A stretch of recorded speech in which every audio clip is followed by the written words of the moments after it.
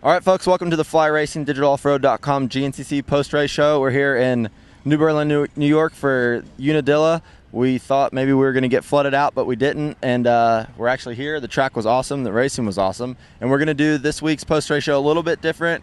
I've got Caleb Russell with me. Caleb rides for the FMF Factory KTM team, and actually had a really good race today, Caleb.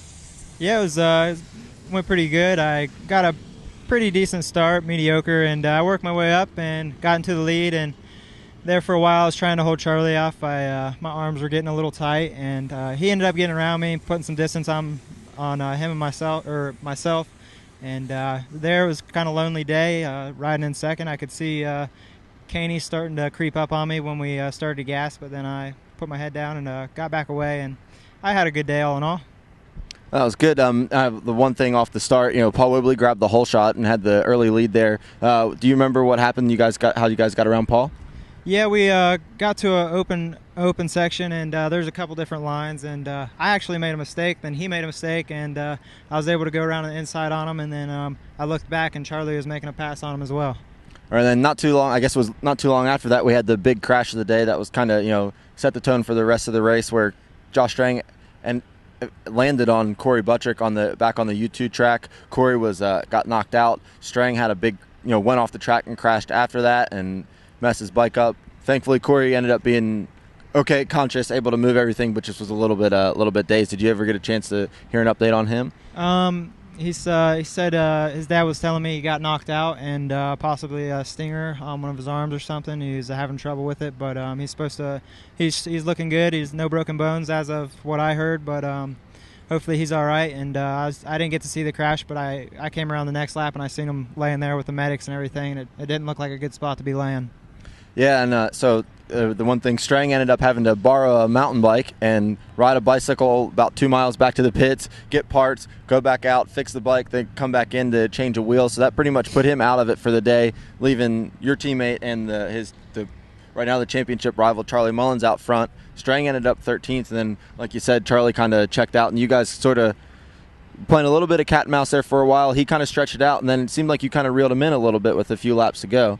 Yeah, like I said, I was pumped up real bad early on, and it went away, and I started putting in some decent laps, and I figured I wasn't going to make up tons of ground on them, but I wanted to put in a good charge and make sure I stayed at a solid second place. But yeah, it was real unfortunate for Josh and Corey to go down, and I figured those guys would be right up there too.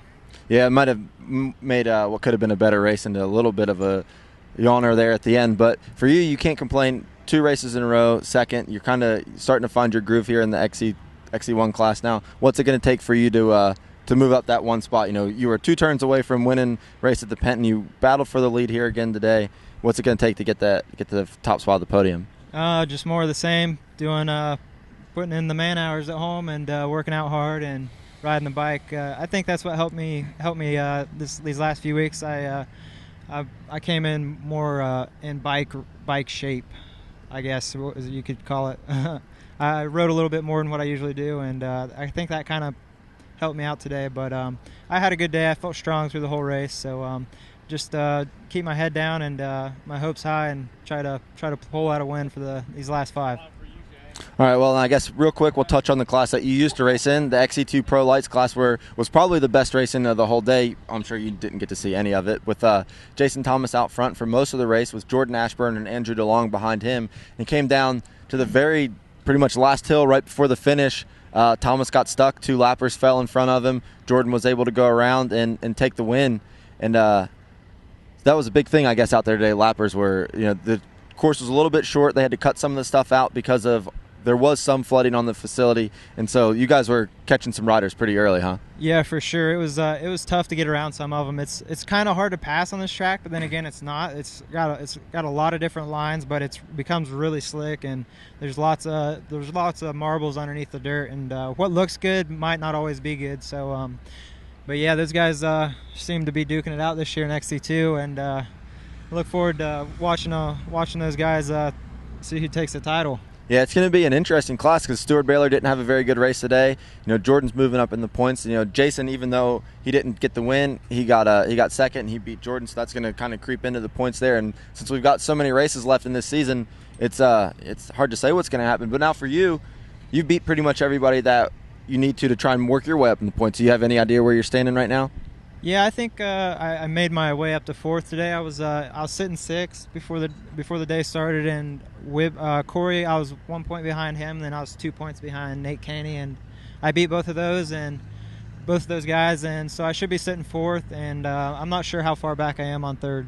But you got to be pretty happy about that. Your first year in the XC1 class, and the three guys in front of you are the guys that finished first, second, and third last year in the championship. So that's not too bad, right? Yeah, for sure. I mean, I'd like to have been able to be up a little bit higher in the points than what I am now. I had a couple of bad races early on, but things are coming around. I'm learning quickly. It doesn't seem like there's a lot to learn from last year because I was catching those guys and riding with them, but starting with them's a whole different story. It's pretty weird. I figured I'd be doing a little bit better early on, but I struggled at the first few races, and now I'm getting the hang of it, and I'm looking forward to the last 5. All right, awesome. Well, we can't wait for the rest of the season. That's pretty much it for this week in the post-race show. Thank you, Caleb, for coming on, being our first guest rider on the post-race show. It was fun. Yeah, thanks a lot. And we'll see you guys in a few weeks when we come back at you from Somerset. That's a wrap.